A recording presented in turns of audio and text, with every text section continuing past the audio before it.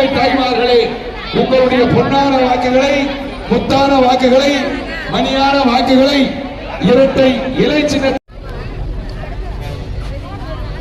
இருந்தாலும் மறைந்தாலும் பேர் சொல்ல வேண்டும், இவர் போல யார் என்று ஊர் சொல்ல வேண்டும் என்று வாழ்ந்து வரலாறான மக்களுக்காகவே நாங்கள் வாழ்ந்து வரலாறான என் தாய், என் தலைவி, புரட்சி தலைவி அம்மா அவர்களுக்கும் ரெட்டல சின்னத்துல, உங்க சின்னத்துல வாக்குகள் சேகரிக்க என் பேச்சை ஆரம்பிச்சுக்கிறோம்.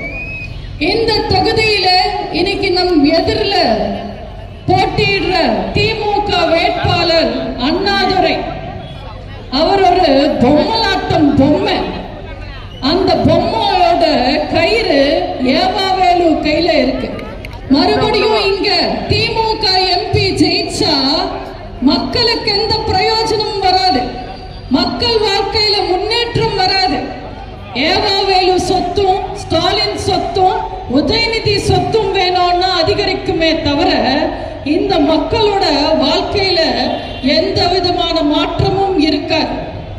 போன தேர்தலில் மக்களை ஏமாத்தி ஓட்டு வாங்கி ஆட்சியை பிடிச்ச திமுக மக்களை பத்தி கவலையே படாம, மக்களுக்கு எதுவுமே செய்யாம, மறுபடியும் வெக்கம் இல்லாம ஓட்டு கேட்டு நிப்பாங்க. இந்த முறை ஓட்டு கேட்டு வர்ற திமுகவை பார்த்து நீங்க எல்லாரும் கேளுங்க.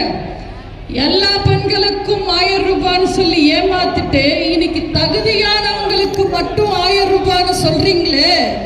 இந்த முறை நாங்க தகுதியான வேட்பாளருக்கு மட்டுமே ஓட்டு போடுவோம்.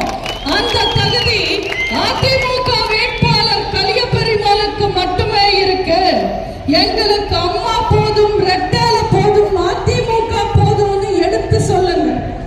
தமிழ்நாட்டுல எந்த பக்கம் பார்த்தாலும் ஸ்டாலின் பிரச்சாரத்துக்கு போனாலும் சரி, கனிமொழி பிரச்சாரத்துக்கு போனாலும் சரி, உதயநிதி பிரச்சாரத்துக்கு போனாலும் சரி, எல்லா தரப்பு மக்களும் வெளியில பிரச்சாரத்துக்கு வர்ற முதலமைச்சரை, அமைச்சரை கேள்வி கேட்கிறாங்க தைரியமா.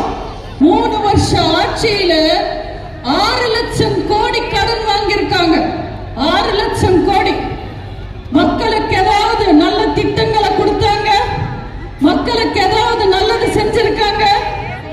அம்மா ஆட்சி காலத்துல நடந்த அத்தனை நல்ல திட்டங்களையும் இந்த திருட்டு திமுக நிப்பாட்டிட்டாங்க. இன்னைக்கு தாலிக்கு தங்கம் கிடையாது, மாணவர்களுக்கு மடிக்கணினி கிடையாது, பென்ஷன் ஒழுங்கா வர்றது கிடையாது, அம்மா உணவகத்துல ஏழை மக்களுக்கு சாப்பாடு கிடையாது. ஒரு நல்ல விஷயம் இன்னைக்கு தமிழ்நாட்டு மக்களுக்கு நடக்கிறது கிடையாது. ஆனா எதுக்காக திருட்டு திமுக 6 லட்சம் கோடி கடன் வாங்கினாங்க? என்ன செஞ்சாங்க? 10 வருஷம் அதிமுக ஆட்சி காலத்துல நம்ம எத்தனையோ சோதனைகள் அனுபவிச்சோம்.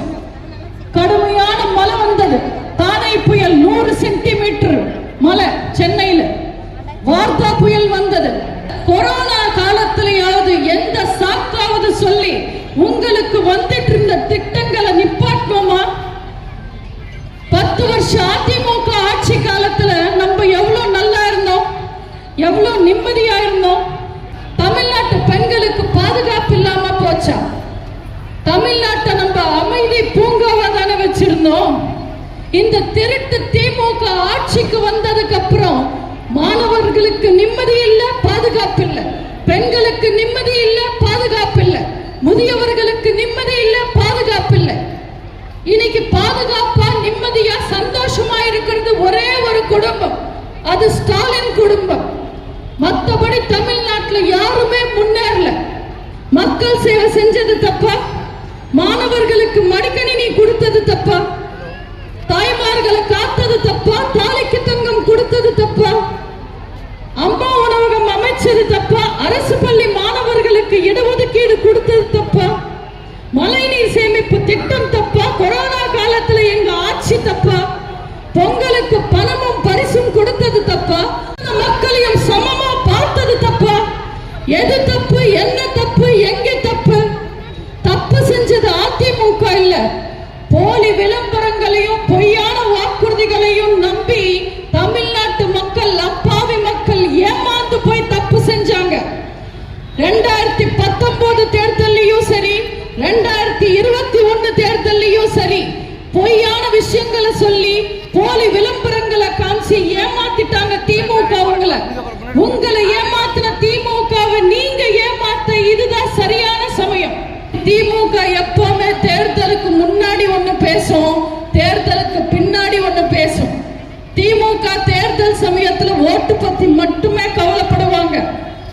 தேர்தல் முடிஞ்ச உடனே வீட்டை பத்தி மட்டுமே கவலைப்படுவாங்க. நாட்டு மக்களை பத்தி எல்லாம் கவலைப்பட மாட்டாங்க. தேவைகளுக்காக போராடுற அதிமுக எம்பிங்க அங்க போனா நீங்க இழந்த அத்தனை உரிமைகளும் மீண்டும் உங்களுக்கு கிடைக்கும். ஒருவேளை எம்பி எலெக்ஷன்ல திமுக ஜெயிச்சா அவங்க காங்கிரஸ்க்கு கூச்சா தூக்குவாங்க. பிஜேபி ஜெயிச்சா அடுத்த கட்சியில இருந்து ஆள தூக்குவாங்க. அதே நாங்க ஜெயிச்சா, ரெட்டல ஜெயிச்சா, அதிமுக ஜெயிச்சா எங்களுக்கு காங்கிரஸும் ஒண்ணுதான், பிஜேபியும் ஒண்ணுதான்.